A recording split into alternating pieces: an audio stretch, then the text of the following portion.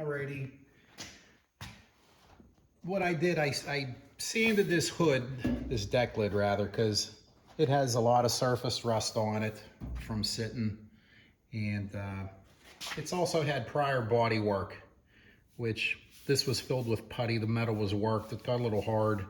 It's got a dent here. Then it also had some holes that were puttied up. And I ground those out, and then I repaired it with some 22 gauge sheet metal. So, but anyways, and then I metal prepped it. And the metal prep that I used the PPG.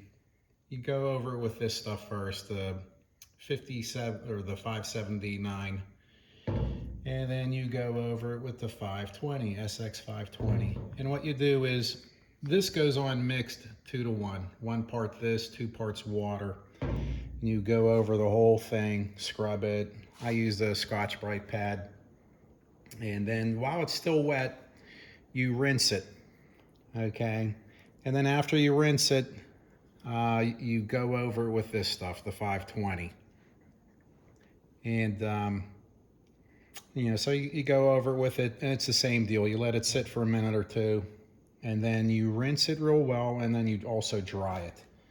And then it leaves a little bit of a film on.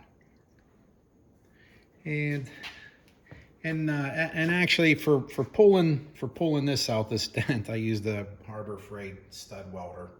It actually works pretty decent. I've used it before.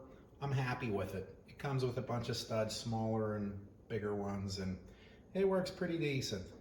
So anyways, I took a pause because I originally planned on sanding the whole car, but what I wanted to do some pretty good body work on this deck lid, because they're impossible to find used. You just can't find them at all.